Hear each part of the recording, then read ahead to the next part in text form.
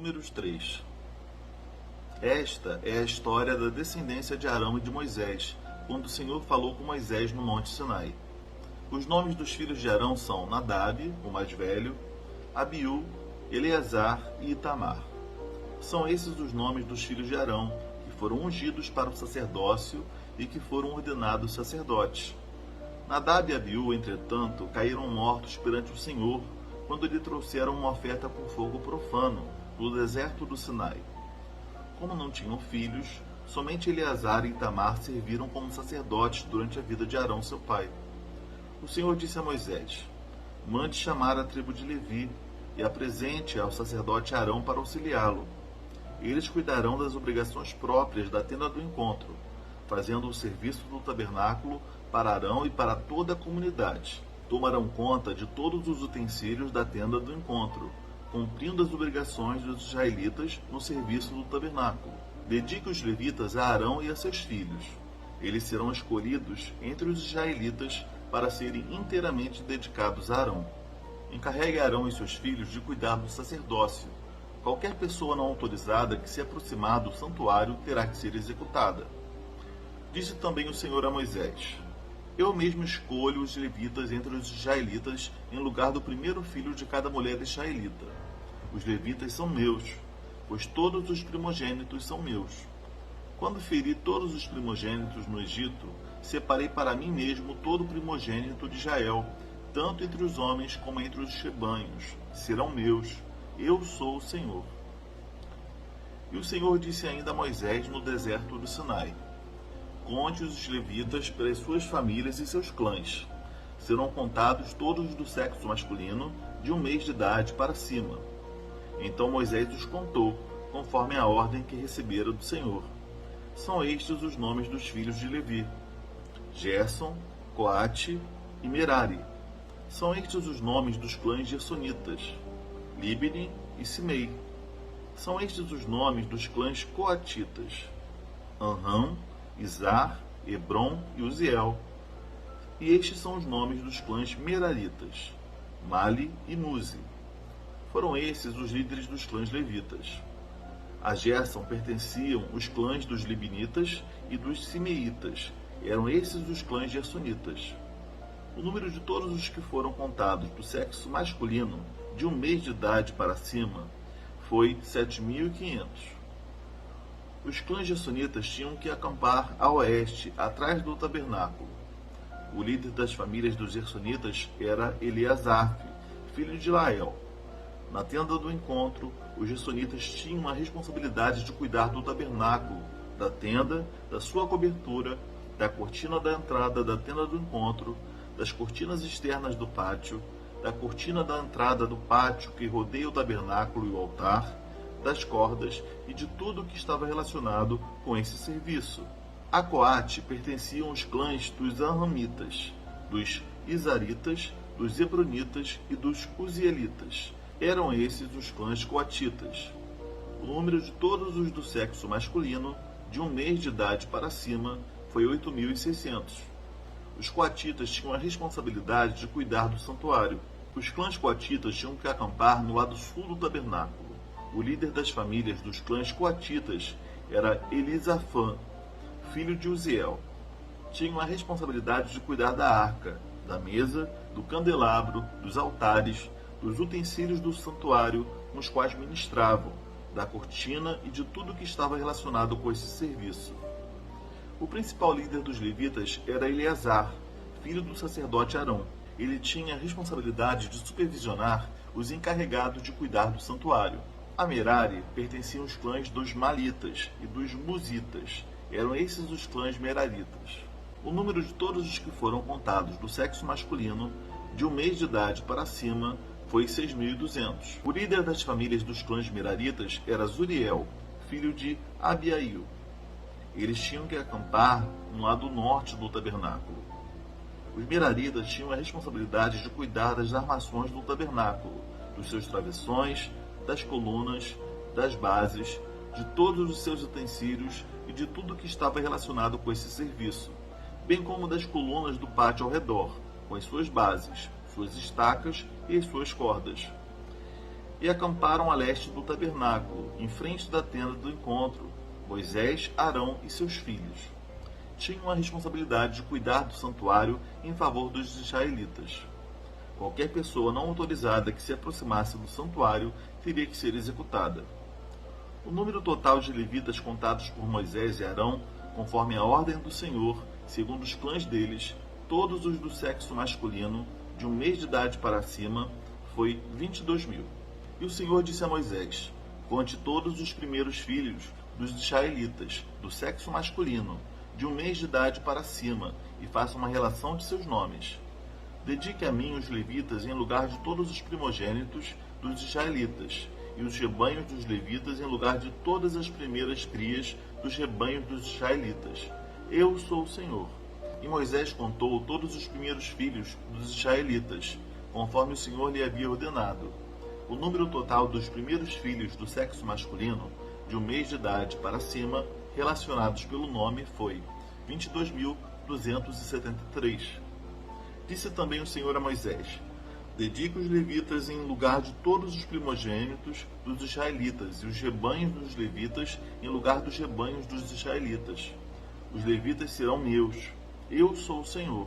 Para o resgate dos primeiros 273 filhos dos israelitas, que excedem o número dos levitas, recolha 60 gramas de prata, com base no peso padrão do santuário, que são 12 gramas. Entregue a Arão e a seus filhos a prata para o resgate do número excedente de israelitas. Assim Moisés recolheu a prata para o resgate daqueles que excederam o número dos levitas. Dos primeiros filhos dos israelitas, ele recolheu prata no peso de quase 16,5 kg, com base no peso padrão do santuário. Moisés entregou a Arão e aos filhos dele a prata para o resgate, conforme a ordem que recebera do Senhor. Então, galera, aqui nesse capítulo nós vemos um outro recenseamento, que era daqueles que pertenciam à comunidade levítica, né? A tribo daqueles que trabalhavam no tabernáculo, que serviam a Deus diretamente ali com as coisas sagradas, né? E se antes houve um recenseamento dentre as outras tribos para fins de formação de exército, para fins de força bélica, né, poderio, aqui nós vemos uma contagem para fins do serviço ao Senhor.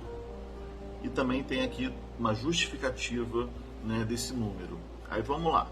E a gente começa o capítulo aqui falando sobre Arão e seus filhos, que eram sacerdotes, aqueles que eram representantes do povo diante de Deus, tinham uma responsabilidade muito grande, responsabilidade tal até que em algum momento esses filhos de Arão, eles não foram fiéis, né, ao seu papel, fizeram o que era mal aos olhos do Senhor, levaram fogo estranho ali diante do altar do Senhor e por isso foram mortos, né? E a gente vê sobre isso, a gente viu sobre isso em Levítico 10. Então, se você quiser lembrar dessa história, você vai lá no comentário de Levítico 10, ok?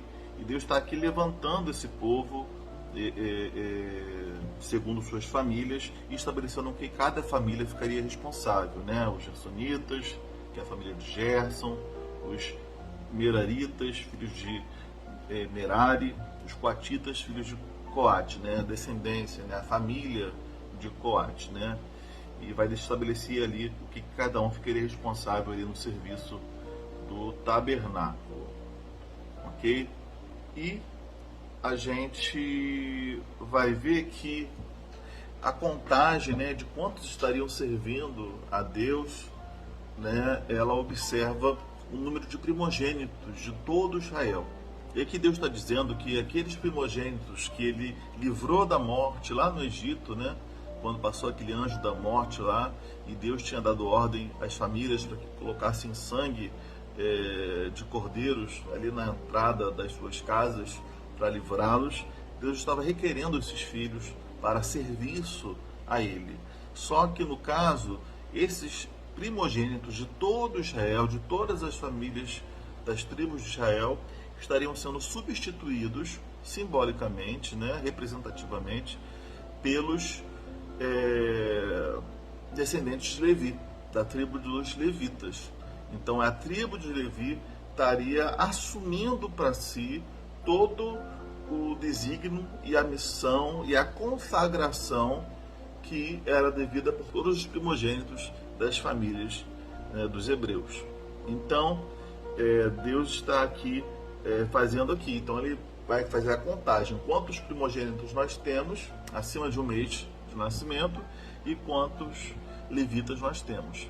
Deu uma diferençazinha, né? Ficou faltando um pouquinho de nada de levita, então essa diferença a se completar foi paga em forma de bens, né? De prata a ser arrecadada e que serviria para todo o trabalho ali no tabernáculo, né? Isso foi levantado entre os filhos dos israelitas. Tá certo? Então assim, gente, para a nossa vida hoje, nós vemos que nós somos consagrados a Deus, fomos separados por Deus e Deus não abre mão de nós, né? Deus nos livrou do império das trevas, nos livrou da morte eterna, nos livrou do mal. Cristo fez isso por nós, mas ao mesmo tempo que Ele nos fez isso, Ele não apenas nos livrou de um inferno, nos livrou da morte, Ele nos deu um propósito de vida, nos deu uma missão. Nós não somos nossos, a vida não é nossa, a vida pertence a dele. Se Ele nos resgatou, se Deus nos resgatou, a nossa vida agora pertence a Ele. E a nossa vida só vai encontrar sentido, razão, significado quando nos voltamos para Deus, quando nos voltamos para aquele que nos resgatou. Então é isso que Deus está fazendo aqui. E Deus, mesmo separando alguns para um serviço específico, um serviço santo, e por isso que deveria haver muito temor ao executá-lo, mas ainda assim isso é simbólico, porque toda a nação de Israel era do Senhor, né? Então você não acha que apenas aqueles que trabalham na igreja, que são líderes, eles são separados por Deus, chamados por Deus. Não. Todos que foram chamados pelo Senhor, todos aqueles a quem Deus se revelou, a quem Deus tirou da morte, das garras da morte, são dele, tá? Ainda que você não sirva diretamente, ou seja responsável, líder na sua igreja, você é separado pelo Senhor.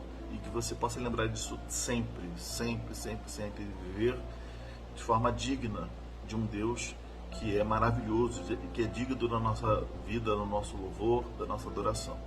Tá bom? É isso. Deus te abençoe e até a próxima.